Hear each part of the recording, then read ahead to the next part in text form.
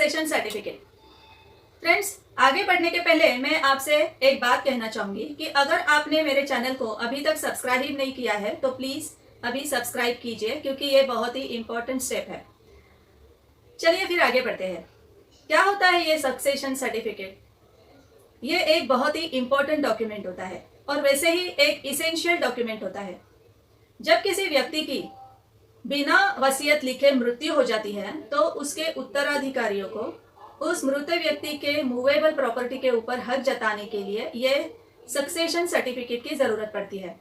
Succession certificate हासिल करने वाले व्यक्ति ही डिजीज व्यक्ति के सर्टिफाइड लीगल हेयर्स होते हैं और डिजीज व्यक्ति के प्रॉपर्टी के ऊपर इन्हीं लीगल हेयर्स का सही हक होता है।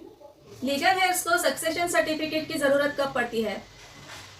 इंटेस्टेड के छोड़ी हुई मूवेबल प्रॉपर्टी के ऊपर हक जताने के लिए लीगल हेयर्स को सक्सेशन सर्टिफिकेट की जरूरत पड़ती है। ये मूवेबल प्रॉपर्टीज मतलब क्या होता है? तो bank balance, security policies, fix deposits, mutual fund, shares etcetera, ये सब मूवेबल प्रॉपर्टीज होती है। सक्सेशन सर्टिफिकेट पाने के लिए क्या करना पड़ता है? तो जुरिस्डिक्शन के सिविल कोर्ट में एक पिटीशन फाइल करनी पड़ती है।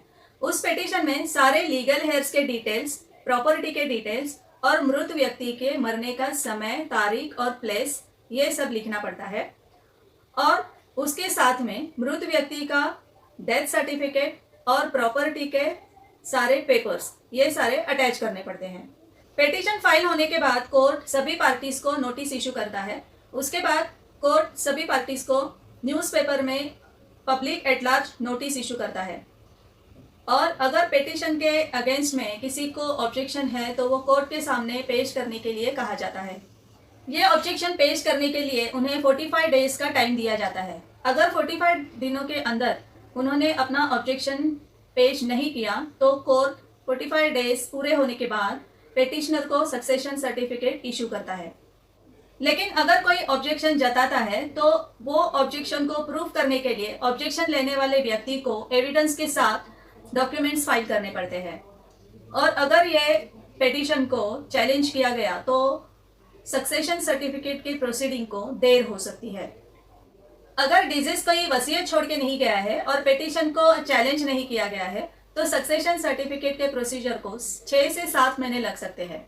अगर फीस के बारे में कहा जाए तो कोर्ट फीस लेता है और वो डिजीज के प्रॉपर्टी के हिसाब से कोर्ट फीस होती है। सक्सेशन सर्टिफिकेट ये बहुत ही इंपॉर्टेंट डॉक्यूमेंट होता है और ये डॉक्यूमेंट पाने के लिए आपको मृत व्यक्ति के डेथ सर्टिफिकेट की जरूरत पड़ती है।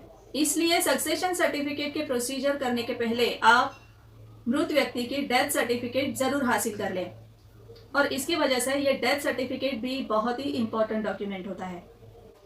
तो यह होता है सक्सेशन सर्टिफिकेट का प्रोसीजर। Thank you. जानकार रहो, सुरक्षित रहो।